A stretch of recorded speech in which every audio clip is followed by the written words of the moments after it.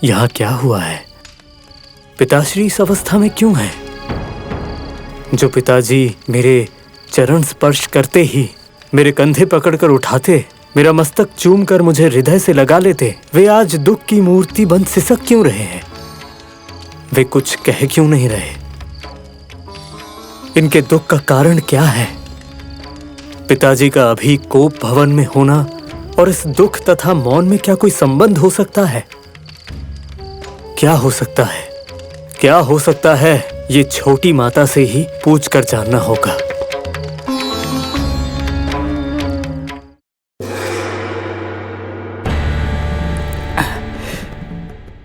सुमित्रा यहाँ क्यों आ रही हैं? नहीं नहीं, सुमित्रा को कैकई से भेंट नहीं करने देना है।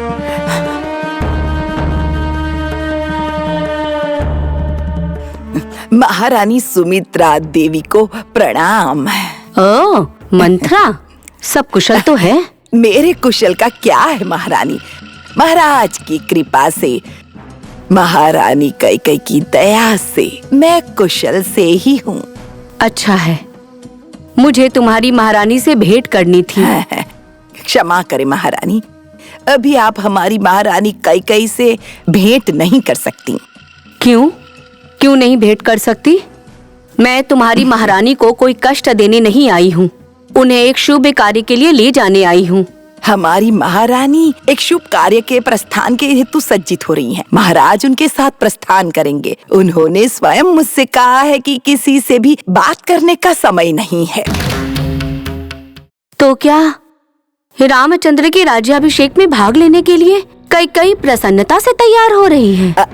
जी महारानी, पुत्र के युवराज्याभिषेक के लिए तैयार हो रही हैं। सच में राम को अपना पुत्र मानकर उसके राज्याभिषेक के लिए प्रसन्नता से सज्जित हो रही हैं। ये तो प्रसन्नता का विषय है। जब वो स्वयं ही आ रही हैं तो मेरे आमंत्रण की आवश्यकता नहीं। ये सुनकर कौशल्या दीदी भी प्रसन्न होंगी। तो मैं प्रस्थान करती हूँ।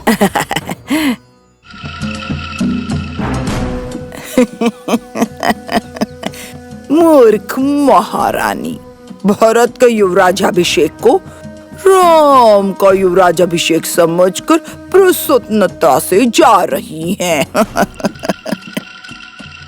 जाओ जाओ, कुछ समय पश्चात ज्ञात होगा कि विषय क्या है।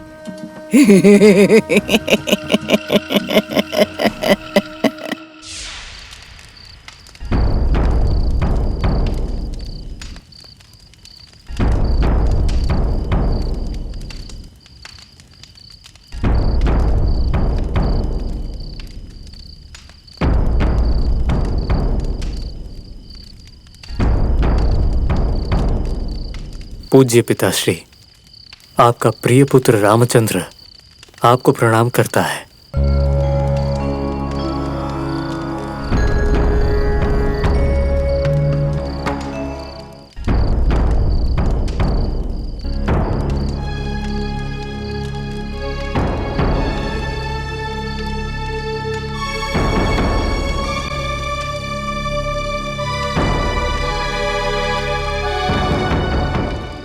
यहाँ क्या हुआ है? पिताश्री इस अवस्था में क्यों हैं? जो पिताजी मेरे चरण स्पर्श करते ही मेरे कंधे पकड़कर उठाते, मेरा मस्तक चूम कर मुझे हृदय से लगा लेते, वे आज दुख की मूर्ति बन सिसक क्यों रहे हैं? वे कुछ कह क्यों नहीं रहे?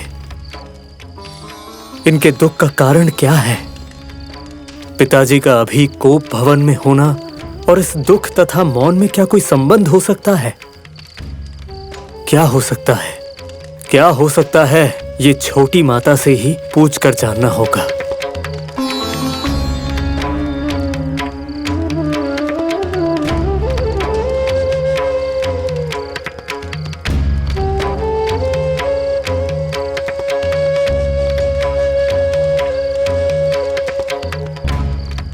माते, पिताजी ने हमें यहाँ आने की आज्ञा दी और हमारे आने पर वे मौन हैं। क्या वे हमसे अप्रसन्न हैं या क्रुद्ध हैं? जहां तक हम जानते हैं, हमने ऐसा कोई अपराध नहीं किया है जिससे वे अप्रसन्न हो। अथवा क्या अज्ञानता में हमसे कोई अपराध हो गया है? और क्या पिताजी इसी कारण से हमसे बात नहीं कर रहे हैं? कहिए माते, कारण क्या है? कहिए। पिताजी को हमसे प्रेम पूर्वक बात करने को कहिए। रामचंद्र, अपनी चिंता त्याग दो। आपने जानबूझकर या अनजाने में कोई अपराध नहीं किया है। आपके पिता भी आपसे रुष्ट नहीं हैं। उन्हें कोई खेद नहीं है। आपके पिता को एक अत्यंत महत्वपूर्ण बात बतानी है और इसीलिए आपको यहाँ बुलवाया है उन्होंने।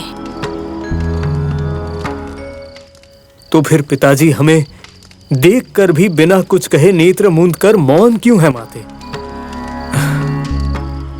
सदा प्रेम से देखने वाले हमारे पिताजी आज दुखी क्यों हैं? कोई हताशा अवश्य उन्हें अधिक सता रही है। हमने उन्हें इतना श्रीहीन कभी नहीं देखा माते। रामचंद्र, आज आपके पिताश्री की इस अवस्था का एक कारण है। कारण है? क्या कारण है माते? वे ऐसे क्यों हैं? उनका स्वास्थ्य तो ठीक है ना? आपके पिताश्री के स्वास्थ्य को कोई संकट नहीं है, अपितु वो पूर्णतः स्वस्थ हैं। तो फिर क्या कारण है माते?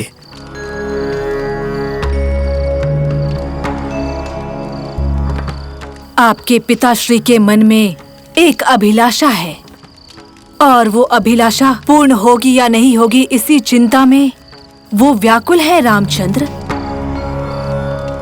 कैसी अभिलाषा? उसमें कैसी बाधा?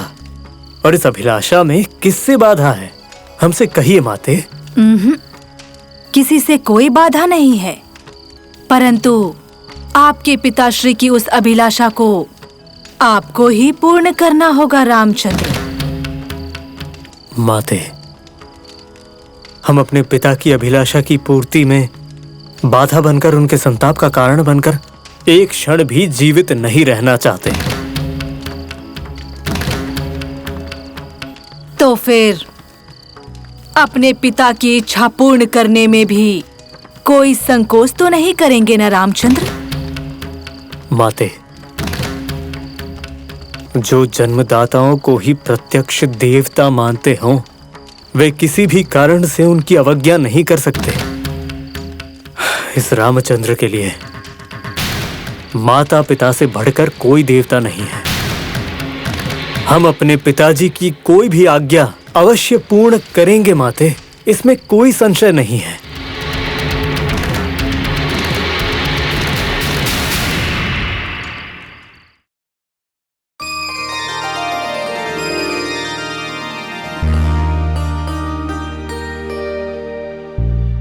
सखियों, तुम यहाँ आओ तो।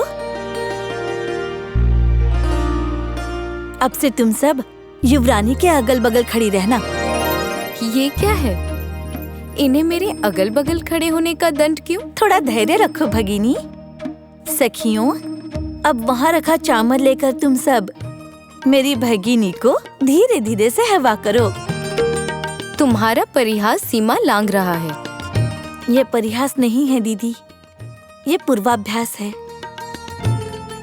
जब तुम युवरानी बन जाओगी तब ये सखियां तुम्हारे दाएं बाएं खड़ी होकर इसी तरह चामर सेवा करेंगी।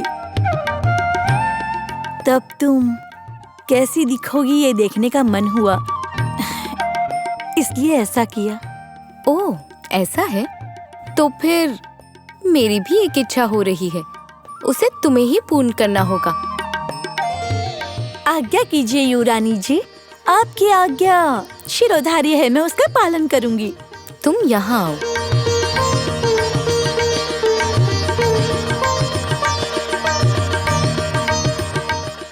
सखियों, मेरी प्रिय भगिनी को अब आप सब चामर सेवा प्रदान कीजिए।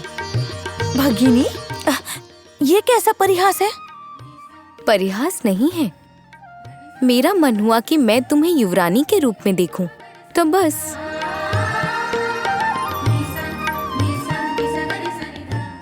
कितना सरल मन है तुम्हारा दीदी। सबकी प्रसन्नता में प्रसन्न होने वाली तुम मेरी भगिनी हो, यही मेरा सौभाग्य है।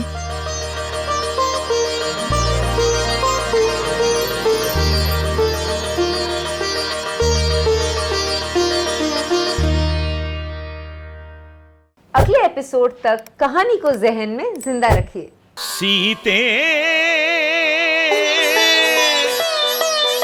राम कथा हृदयं